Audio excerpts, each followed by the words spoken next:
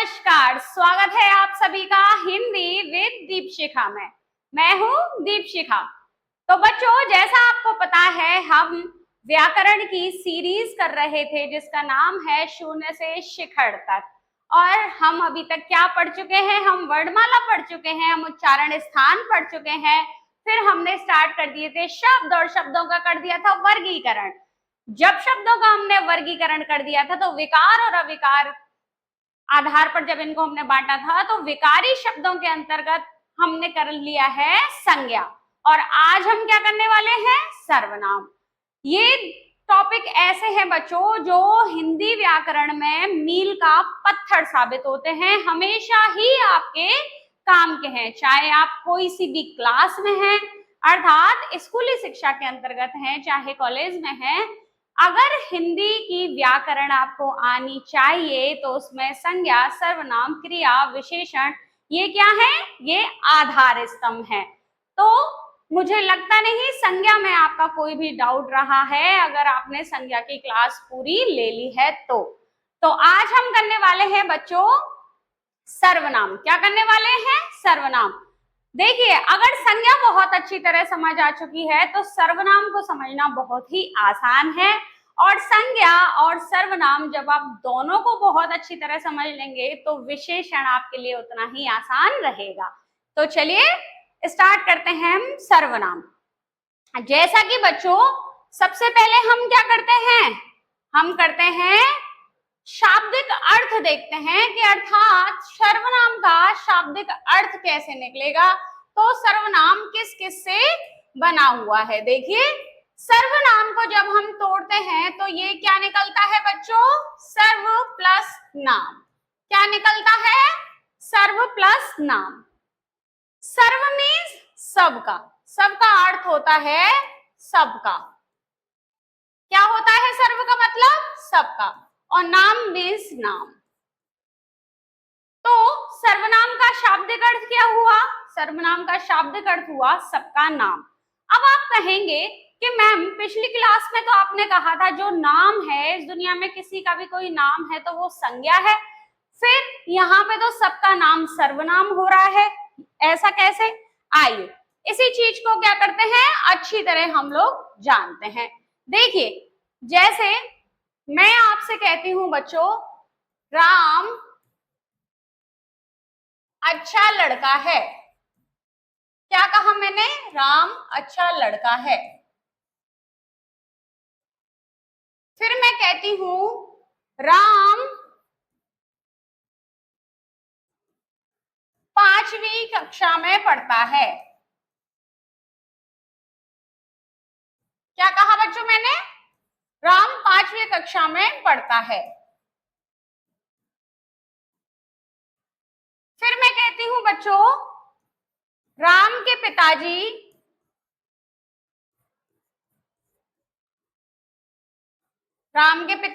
अध्यापक हैं। क्या कहा मैंने? राम के पिताजी अध्यापक हैं। और आगे देख लीजिए, राम की माताजी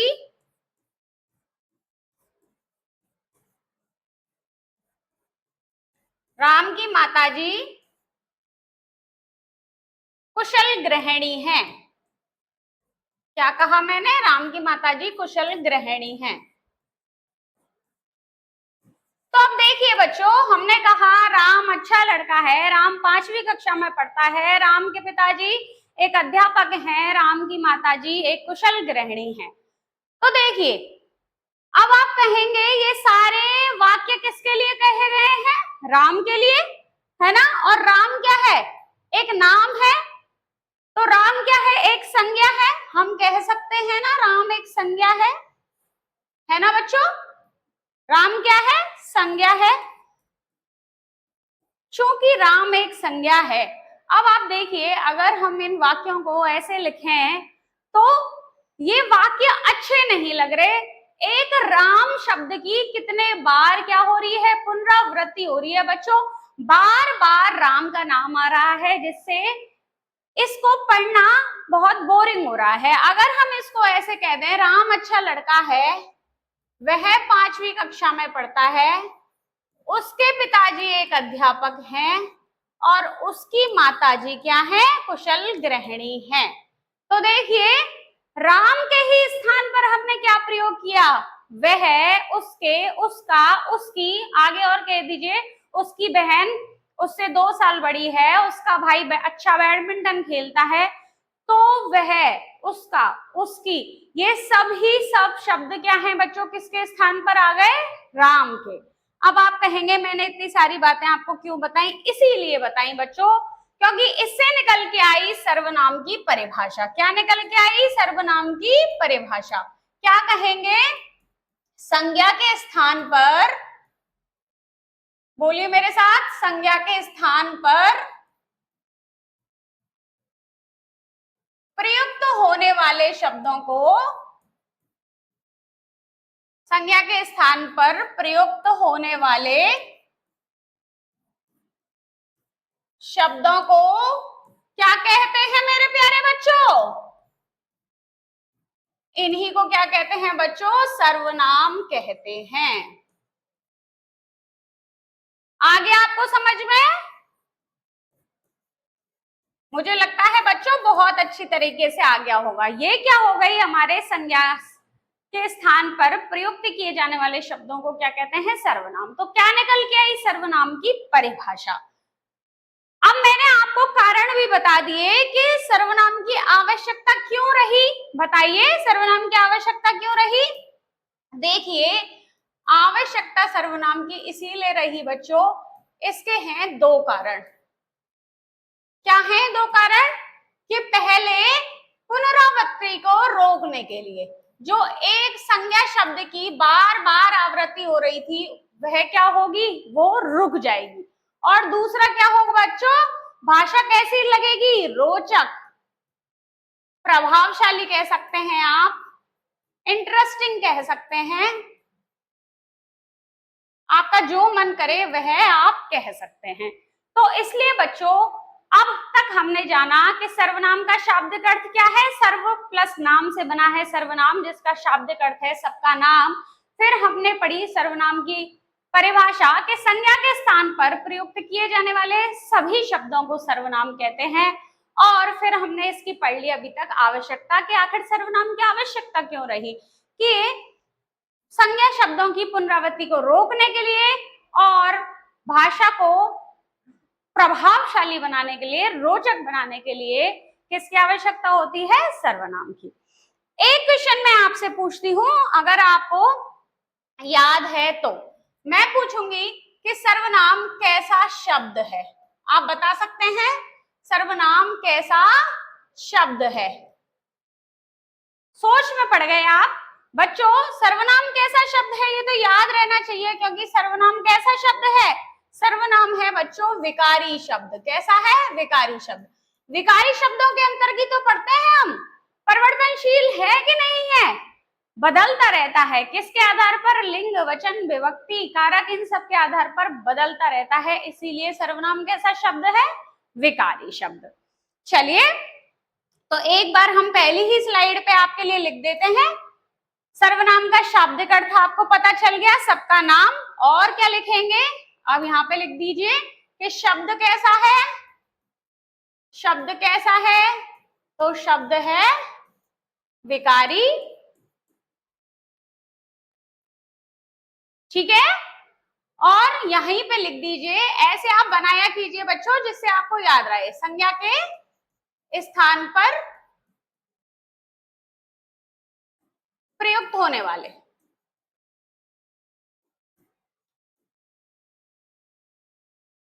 ये छोटा सा खाका अगर आप अपने कॉपी में बना लेते हैं, कहीं भी अपने नोटबुक में लिख लेते हैं बच्चों, तो उससे क्या होगा, इसको याद करना हो जाएगा अत्यंत ही सरल, आपको कभी भी याद आराम से ये चीजें हो जाएंगी। चलिए अब क्या पढ़ेंगे, अब बच्चों जब हम इस शब्द के बारे में पूरी जानकारी ले ली, इसकी परिभाषा जान ली और इसका विकार जान लिया, अब हम जानेंगे सर्वनाम के भेद। क्या जानेंगे, सर्वनाम के भेद। बचपन से ही आप पढ़ते आ रहे हैं, है ना, पढ़ रहे हैं कि नहीं, तो सर्वनाम के भेद कितने हैं बच्चों? सर्वनाम के भेद, सर्वनाम के भेद होते हैं बच्चों 6। कितने होते हैं? 6। एक बार हम पूरा एक साथ लिख लेते हैं, फिर हम एक एक को अच्छी तरह समझ लेंगे। तो देखिए, पहले मेरे साथ बोलिए पुरुषवाचक, बोलिए मेरे साथ पुरुषवाचक। बच्चों देखो, आप जब संज्ञा पढ़ेंगे, सर्वनाम पढ़ेंगे और विशेषण पढ़ेंगे तो इनके जब भेद आएंगे तो सबके पीछे वाचक लगा होगा। जैसे हमने संज्ञा पढ़ी थी तो व्यक्तिवाचक, जातिवाचक, भाववाचक, है ना, पढ़ा था कि नहीं पढ़ा था? ऐसे हम सर्वनाम पढ़ रहे हैं, इसके सबके पीछे वाचक आएगा। विशेषण पढ़ेंगे तब उनके पीछे वाचक आएगा। तो एक दूसरे में मिक्सअप नहीं करना है। वाचक का मतलब होता है बताने वाला। क्या होता है? बताने वाला। तो देखिए, पुरुषवाचक, दूसरा निजवाचक, तीसरा प्रश्नवाचक,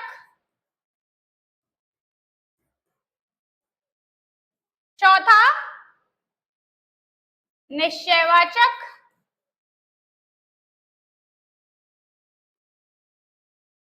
अनिश्चयवाचक,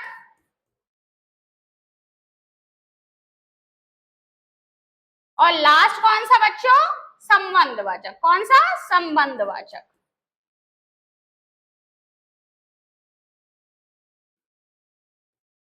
ये तो है बच्चों सर्वनाम के भेद।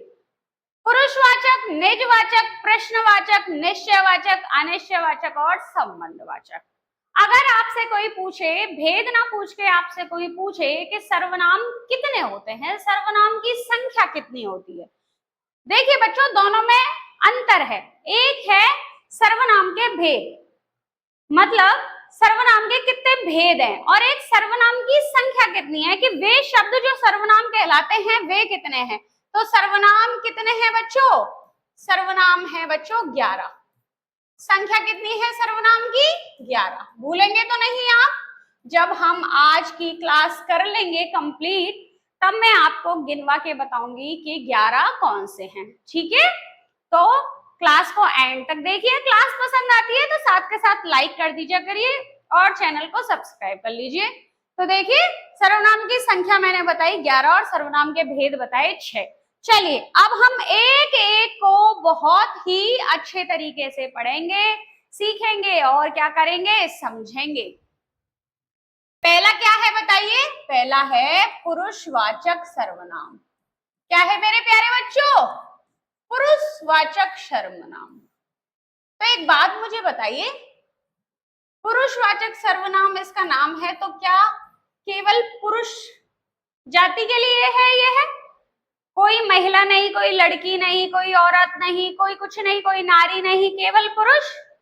बताइए, सोच के देखिए। नहीं बच्चों। कभी आपने संस्कृत पढ़ी है? 9 तक, 8 तक तो पढ़ी होगी, सारे बच्चों ने 8 तक पढ़ी है ना? तो क्या होता है उसमें? आप देखते हैं ना, पुरुष, उत्तम, मध्यम, अन्य ऐसे पढ़ते हैं ना, तो वहां कोई व्यक्ति विशेष के लिए तो नहीं होता वो। तो ऐसे ही बच्चों पुरुषवाचक सर्वनाम क्या कहता है? पुरुषवाचक सर्वनाम कहता है दुनिया में कोई भी बात अगर किसके लिए की जा रही है? मानव के लिए कही जा रही है। क्या कही जा रही है? मानव के लिए कही जा रही है। चाहे वो पुरुष हो, चाहे महिला हो, चाहे बालक हो, चाहे बालिका हो, अगर वह बात मानव जाति में से किसी के लिए भी कही जा रही है तो वह कैसा होगा? वहां कैसे शब्दों का प्रयोग किया जाएगा? पुरुषवाचक सर्वनाम के शब्दों का प्रयोग किया जाएगा। अब देखिए बच्चों, जब बातें होती हैं, हम शब्दों का प्रयोग कहाँ करेंगे? जब बातें होंगी, है ना? और जब बातें होंगी तो किस किस के बीच में होंगी? कौन कौन से, कौन होगा वहां पे? देखिए, एक होगा वक्ता। कौन होगा बच्चों? एक होगा वक्ता। वक्ता कौन होता है बताइए? वक्ता होता है बच्चों बोलने वाला, बोलने वाला एक होता है वक्ता। और दूसरा कौन होता है बच्चों? एक होता है श्रोता। कौन होता है? श्रोता। आप कहेंगे श्रोता कौन होता है? श्रोता होता है सुनने वाला। कौन होता है बच्चों? सुनने वाला। अब मुझे आप बताइए, क्या बातें एक वक्ता हो गया और एक श्रोता हो गया, एक बोलने वाला हो गया, एक सुनने वाला हो गया, केवल इन्हीं दो लोगों के बीच में होंगे या कोई और भी होगा? बताइए। बिल्कुल, देखिए, एक हुआ वक्ता, एक हुआ श्रोता, एक और होता है बच्चों अन्य। कौन होता है? अन्य। जैसे बात तो मैं और आप कर रहे हैं, लेकिन किसके बारे में कर रहे हैं? सर्वनाम के। हम किसी मानव के बारे में कर लें बातें, अगर जैसे किसी के भी बारे में बात करते हैं, मैं किसी लड़के के बारे में बात करती हूँ, किसी लड़की के बारे में बात करती हूँ, है ना, तो वो भी तो हो गया। तो एक हुआ वक्ता, एक हुआ श्रोता और एक हुआ अन्य।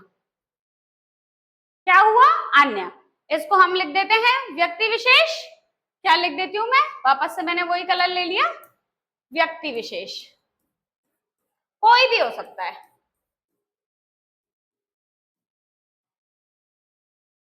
बात समझ में आई क्या बच्चों आपको? कि जब भी हम कोई बात करते हैं तो एक होगा वक्ता, एक होगा श्रोता और एक कैसा होगा? अन्य होगा, अन्य। अब आप कहेंगे कि पुरुषवाचक सर्वनाम पढ़ते पढ़ते हम वक्ता, श्रोता और अन्य की बात क्यों कर रहे हैं? बस इसीलिए कर रहे हैं। अभी बस एक छोटी सी चीज मैं आपको समझाऊंगी और आपके बिल्कुल अच्छी तरह समझ में आ जाएगी। देखिए, जो वक्ता है, बोलने वाला है, उसे कहते हैं बच्चों उत्तम पुरुष। क्या कहते हैं? उत्तम पुरुष।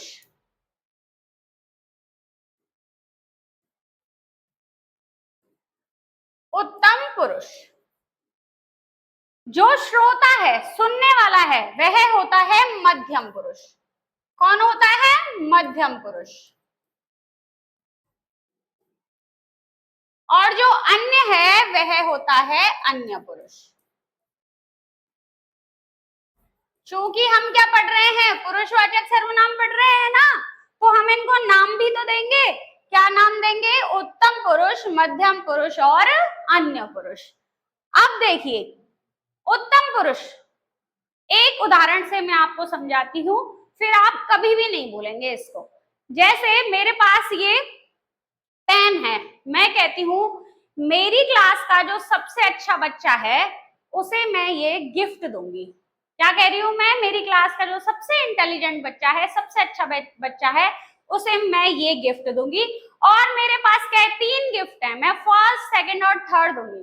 तो जब मैं ये बात कहूंगी तो आप बताइए सबसे पहला ख्याल आपका किसके बारे में आएगा? कि ये वाले गिफ्ट कौन लेगा? अपने बारे में आएगा ना, तो मेरे बारे में आएगा। तो मैं क्या होता है बच्चों? मैं होता है मेरे प्यारे बच्चों उत्तम पुरुष। मैं क्या है? उत्तम पुरुष।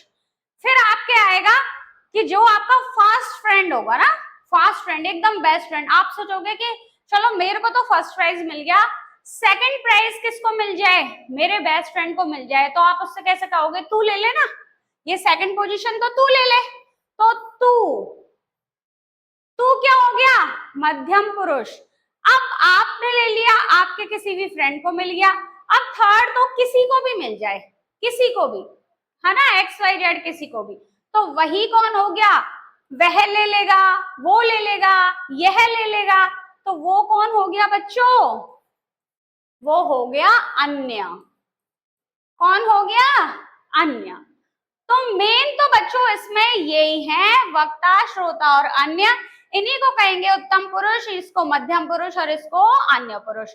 अब आप कहेंगे हमने तो पढ़ा है मैं, हम, मेरा, मेरी, बस बच्चों ये सब इसी के हैं। जब मैं का आप बहुवचन करेंगे तो क्या होता है? हम। होता है कि नहीं? आपकी कोई चीज है तो क्या कहेंगे? मेरा, मेरी, हमारी, हमारा, कहेंगे कि नहीं? तो ये सारे शब्द किसके हो गए? ये सारे शब्द हो गए उत्तम पुरुष के। और देखिए तू, कलर चेंज कर लें, अच्छा तो भी समझ आएगा आपको। तू, जब आपसे कोई बड़ा है तो तुम, और आप आदर देना चाहते हैं तो आप, तेरा, तेरी, ये सब क्या हो गए? मध्यम पुरुष। और देखिए यह वह, इनके जब बहुवचन करेंगे तो ये, वे, उसका, उसकी, ये सभी शब्द किस में आ गए प्यारे बच्चों? ये सब आ गए अन्य पुरुष में। अब आप मुझे बताइए, कहीं कोई कंफ्यूजन है? अब आपको समझने में कोई दिक्कत तो नहीं आएगी? समझ सकते हैं ना आप? सारा कुछ समझ सकते हैं? कोई दिक्कत तो नहीं है? मुझे लगता नहीं बच्चों, इतना समझाने के बाद कहीं भी कोई भी गड़बड़ होगी। मुझे लगता है आपको अच्छी तरह समझ में आ गया होगा। ये एक डायग्राम आप अपनी नोटबुक में बना के रखें, इससे आपको हमेशा याद रखने में बड़ी ही क्या रहेगी? आसानी रहेगी। तो ये था बच्चों हमारा पुरुषवाचक सर्वनाम। अब देखिए, जैसे आपके क्वेश्चन कैसे पूछे जाते हैं, देखिए देखिए, जैसे मैं लिखती हूं, एक सेकंड, देखिए मैं लिखती हूं, मैं घर जा रहा हूं। मैं घर जा रहा हूं। तुम मेरे साथ चलो। हम हमको हटा देते हैं, एक अन्य का ले लेते हैं। वह किताब पढ़ रहा है। अब देखिए बच्चों, 10th क्लास में भी क्या होगा, जब बोर्ड्स में आपसे क्वेश्चन पूछे जाते हैं, जो पदबंध वाला आएगा ना आपके, पद परिचय वाला टॉपिक, उसमें बच्चों ये सब है, संज्ञा, सर्वनाम, क्रिया, विशेषण, आपको सब कुछ आना चाहिए। पद परिचय कहने से केवल मतलब इतना नहीं है कि एक छोटा सा टॉपिक हो जाए, पद परिचय काफी बड़ा टॉपिक हो जाता है, और उसमें पूरे में से पूरे नंबर लाने के लिए संज्ञा, सर्वनाम, क्रिया विशेषण, क्रिया विशेषण, समुच्चयबोधक, संबंधवाचक और विस्मयबोधक, ये सब कुछ पता होना चाहिए, क्योंकि पद क्या है, इन सब से मिलके बनता है। तो देखिए, अब मैंने ये सेंटेंस लिखा, अब आपको ऐसे अंडरलाइन करके दे देगा, पूछेगा कि इसमें कौन सा सर्वनाम है, तो आपको क्या लिखना है? उत्तम पुरुष। आप तो ये कह दीजिए, मैं वाला क्या होता है? बेस्ट होता है। मैं बेस्ट हूं, आई एम द बेस्ट। तुम मेरे साथ चलो क्या है? मध्यम पुरुष। और देखिए, वह किताब पढ़ रहा है, वह में क्या हुआ? वह अन्य पुरुष। तो इस तरीके से आएंगे बच्चों आपके क्वेश्चन। बताइए, कहीं कोई दिक्कत?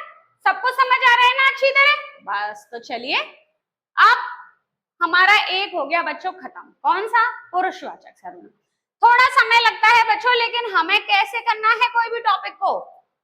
बिल्कुल ऐसे करना है कि एक ही बार में पूरा समझ आ जाए और उस पर दोबारा टाइम वेस्ट ना करना पड़े। इसके बाद आप इतना अच्छी तरीके से पढ़ के क्या करो, कोई भी क्वेश्चन बैंक उठाओ और उससे क्वेश्चन करो, तो आपके सारे के सारे आंसर सही निकले। ठीक है बच्चों, प्रैक्टिस सेट लगाने हैं आपको। दूसरा हम क्या पढ़ेंगे? दूसरा पढ़ेंगे बच्चों हम निजवाचक। क्या पढ़ेंगे? निजवाचक सर्वनाम। देखिए, निजवाचक सर्वनाम क्या होता है बच्चों? जब कोई पुरुष अपने खुद के लिए बारे में बात करता है, अपने अपने स्वयं के लिए बात करेगा, और जिन शब्दों का प्रयोग किया जाता है उसमें वह कैसे कहलाते हैं? निजवाचक सर्वनाम। जैसे कौन कौन से शब्द हैं? देखिए देखिए, अपने आप, अपने आप, स्वयं, निज। उदाहरण देखते हैं, तब आ जाएगा आपके समझ में। आप ये कहेंगे कि नहीं समझ में आया, तो देखिए अब उदाहरण देखिए। देखिए, कह रहा है मैं अपने आप चला जाऊंगा। क्या कह रहा है? मैं अपने आप चला जाऊंगा।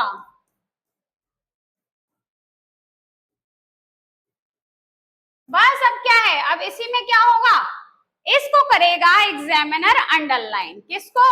अपने आप को। अब आपसे पूछेगा कि इसमें सर्वनाम कौन सा है, तो कौन सा है? खुद के लिए बात हो रही है बच्चों, स्वयं के लिए बात हो रही है। जब खुद के लिए बात होती है, स्वयं के लिए, निज के लिए, तो वह कैसा होता है? निजवाचक सर्वनाम। अब देखिए, ये तो था अपने आप, लेकिन एक देखिए, आप कहेंगे मैम आपने तो देखिए आप यहाँ पे भी लिखा था, ये क्या है? आप। लिखा हुआ है ना आप, और देखिए आप यहाँ पे भी लिखा है। तो देखिए जैसे ये मैंने लिखा था, मैं अपने आप चला जाऊंगा, इसी को मैं कर देती हूं मैं आप चला जाऊंगा। क्या कर रही हूं बच्चों, मैं आप चला जाऊंगा, मैं आप खाना बना लूंगा, मैं आप पढ़ लूंगा। बच्चे कहते हैं ना मैं आप पढ़ लूंगा, और बहुत से बच्चे तो इतने क्यूट होते हैं, वो तो कहते हैं मैं तो आप ही कर लूंगा, है ना। तो कहते हैं मैं आप चला जाऊंगा।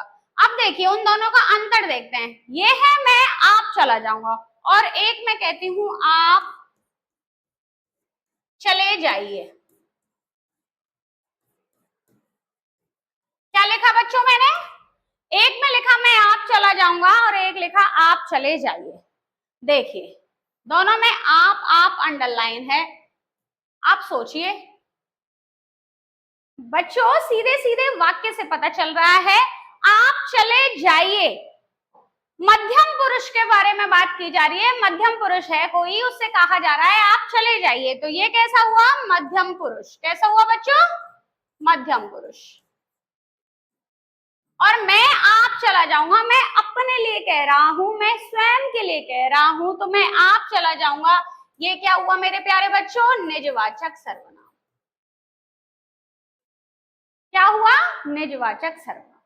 बताइए कहीं कोई दिक्कत, कोई डाउट, नहीं समझ आया, मैं स्वयं कर लूंगा, है ना। ऐसे अपने आप स्वयं निज, ये सारे के सारे शब्द किसके हैं, निजवाचक सर्वनाम के हैं।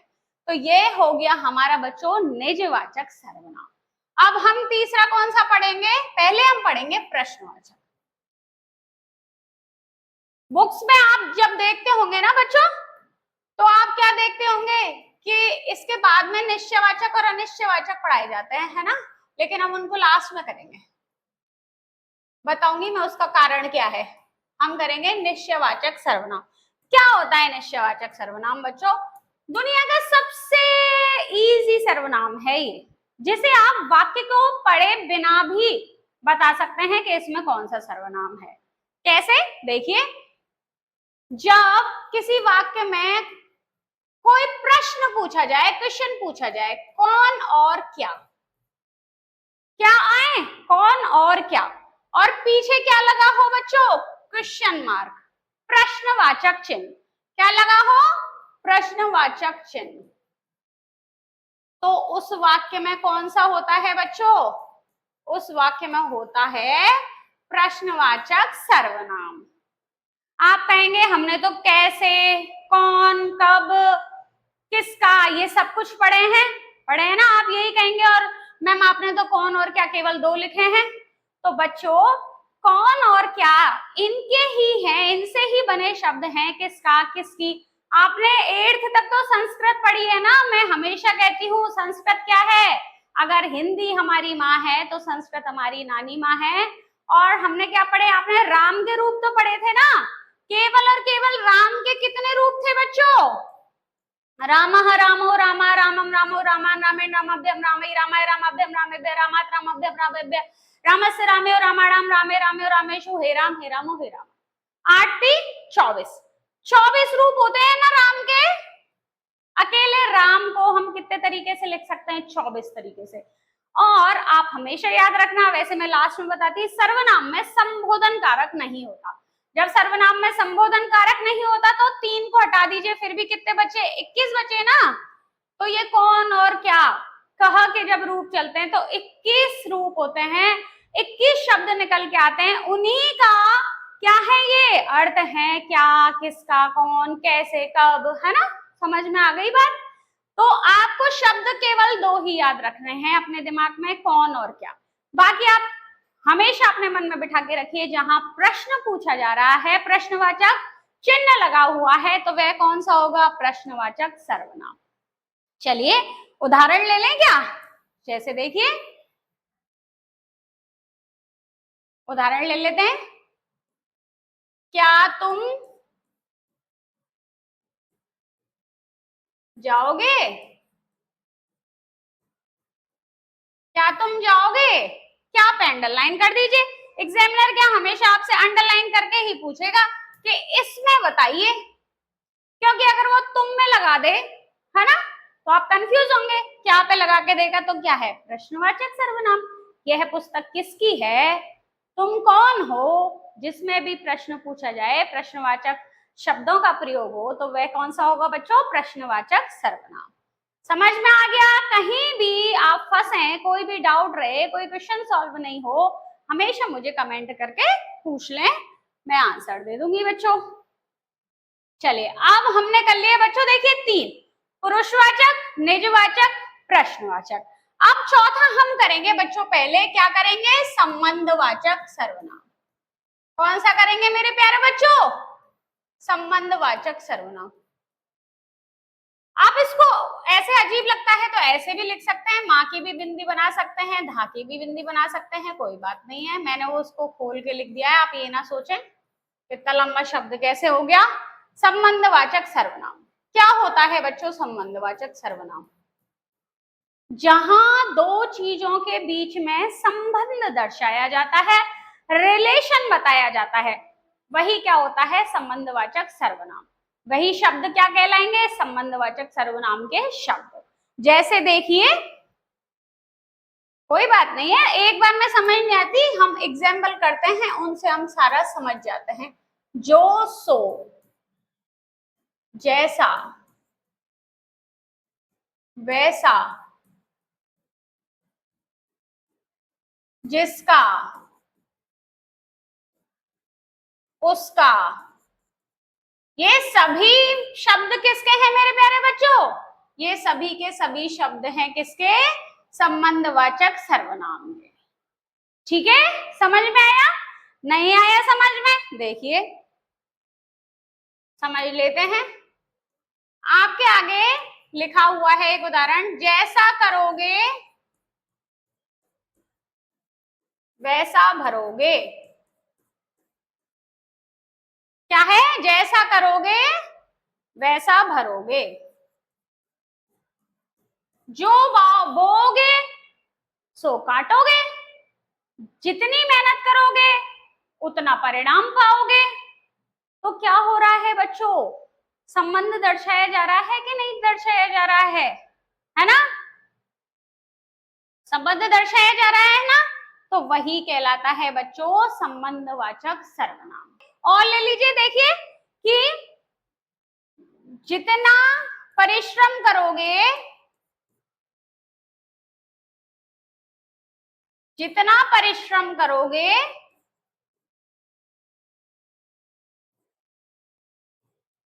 उतना परिणाम पाओगे।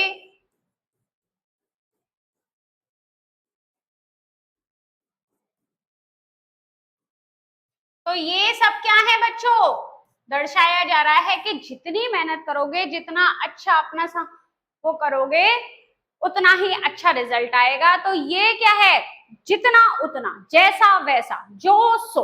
तो इसमें आपको एक शब्द याद रखना है, जो और सो। जब जो सो को याद रखोगे, या जिसका उसका याद रख लीजिए, जैसा वैसा याद रख लीजिए, जो आपको याद रहता है, ये सब इसी से बने हुए हैं बच्चों, जो और सो से ही बना हुआ है सारा। ये बाकी के जितने भी सारे शब्द लिखे हैं वो सब। तो ये क्या हुआ हमारा बच्चों, ये हुआ संबंधवाचक सर्वनाम। आगे चले, चलिए अब हम चलते हैं पांचवे की तरफ।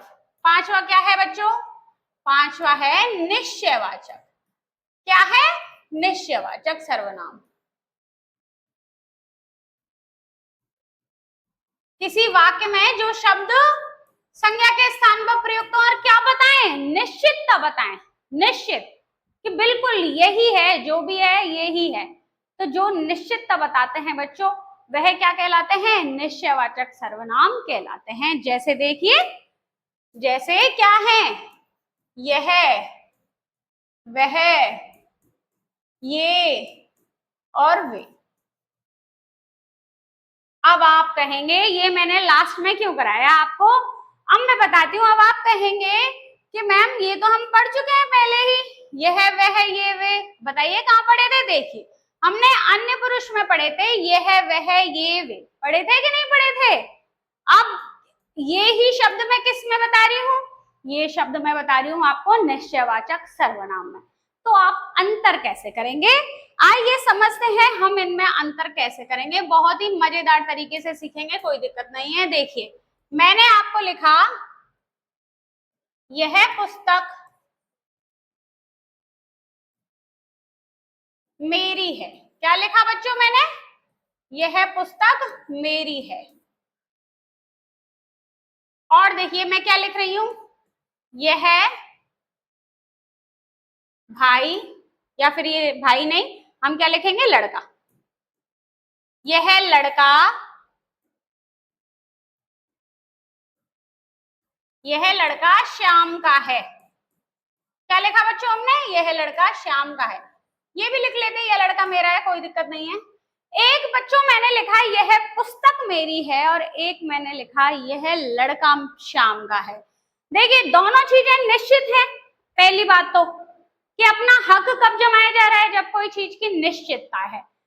अब आप पहचानेंगे कैसे कि कौन सा पुरुषवाचक है और कौन सा क्या है, निश्चयवाचक। तो बच्चों यह वह ये वे, क्या कह रही हूं मैं, यह वह ये वे के बाद में अगर कोई अमानवीय वस्तु आती है, क्या कहा बच्चों मैंने, अगर क्या आती है, कोई अमानवीय वस्तु।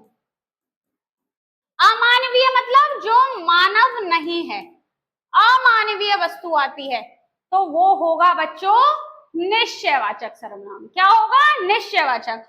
और यह वह ये वे के बाद में जब कोई मानवीय चीज आए, क्या आए बच्चों? मानवीय चीज। याद रखना आप, मैं सजीव और निर्जीव नहीं बता रही, मैं क्या कह रही हूं, मानव और अमानव। एक मानव है और जो एक मानव नहीं है, कोई वस्तु है। अगर कोई वस्तु है तो वह क्या है, अमानवीय चीज है, तो वो क्या होगा, निश्चयवाचक। और जहां किसी मानव की बात की जाए, लड़का लड़की, है ना, आप मुझे एक बात बताइए, क्या कुत्ते बिल्ली बंदर ये मानव है क्या? कुत्ते बिल्ली बंदर मानव है? नहीं है बच्चों। इसीलिए तो मैंने यहाँ नहीं लिखा यह कुत्ता मेरा है, क्योंकि यह कुत्ता मेरा है यह किस में जाएगा, निश्चयवाचक में। आपको केवल एक थीम अपने दिमाग में बनानी है। अगर यह वह ये वे के बाद में अगर कोई इंसान है, कोई मानव है, तो वो क्या होगा, वो होगा मेरे प्यारे बच्चों पुरुषवाचक।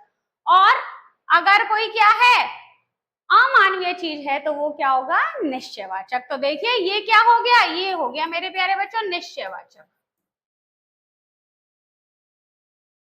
और ये क्या हो गया, ये हो गया ये क्या हो गया, पुरुषवाचक।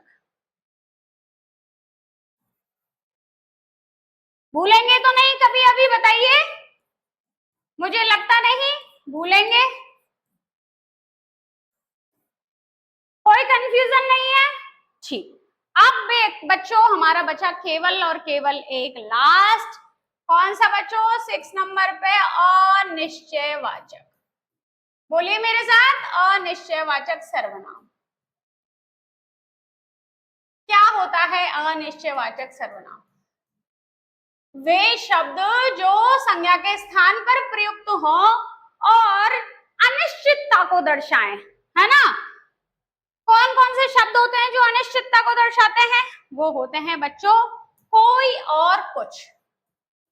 क्या होते हैं मेरे प्यारे बच्चों? कोई और कुछ।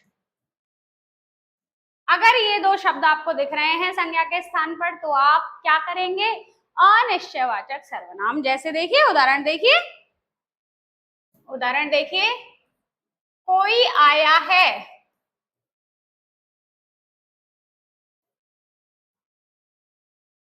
और देखिए कुछ सामान लेकर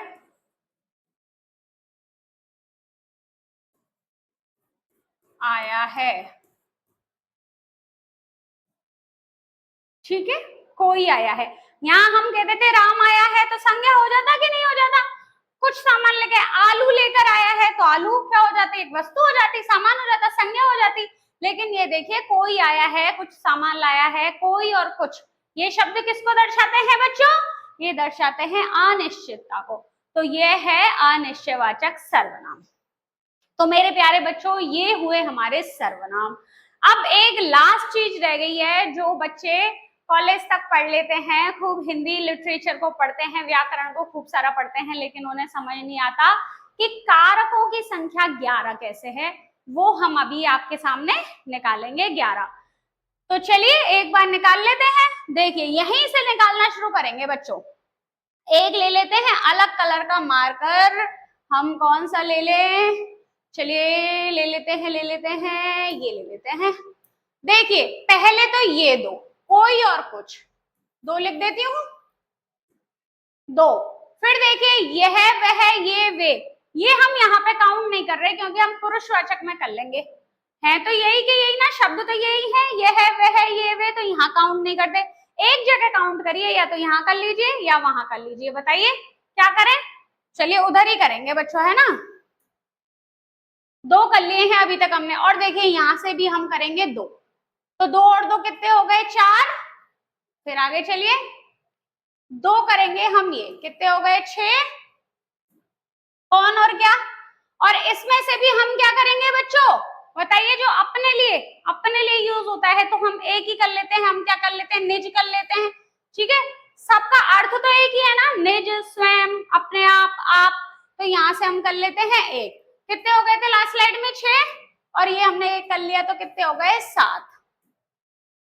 चलिए अब हम करते हैं यहां से, देखिए बच्चों, 8, 9, 10 और 11 आया क्या बच्चों, समझ में आया या नहीं आया। देखिए हम 7 कर चुके थे, तो देखिए मैं, इसमें से हम बच्चों मैं ही लेंगे क्योंकि इसी का बहुवचन है हम, मैंने बताया ना बहुवचन है हम, और ये बाकी सब शब्द मैं से ही बने हैं, मेरा, मेरा, मेरी, मेरे, तो यहाँ से हमने ले लिया। और देखिए ये सब भी तू से ही बने हैं, तुम, आप, तेरा, तेरी, तुम्हारा, तो एक हमने यहाँ से लिया। और देखिए यह और वह, बाकी ये सब इन्हीं से बने हैं, ये वे बहुवचन हो गया, उसका उसकी, सब इनसे ही हैं। तो यहाँ से कितने आ गए बच्चों हमारे, 1 2 3 4, और कितने हो गए थे इधर, 7। तो 7 और 4 बच्चों कितने हो गए, 11। अब मैंने जो यहाँ पे आपके लिए बात लिखी थी, सर्वनामों की संख्या कितनी होती है, सर्वनामों की संख्या होती है बच्चों 11।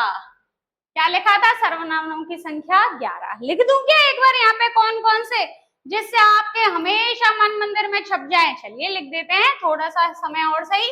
मैं, तुम कर लो या तू कर लो, आप कुछ भी कर सकते हो। फिर आइए, अब मैं रैंडमली लिख देती हूँ बच्चों, है ना, कोई, कुछ, जो, सो,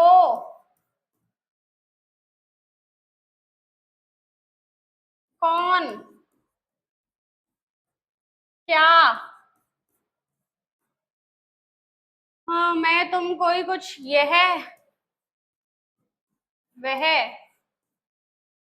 कौन सा रह गया बच्चों, 1 2 3 4 5 6 7 8 9 10, एक कौन सा रह गया है, मैं, तुम, कोई, कुछ, जो, सो, कौन, क्या, यह, वह, या स्वयं कर लीजिए, इसी को क्या कर लेते हैं, स्वयं।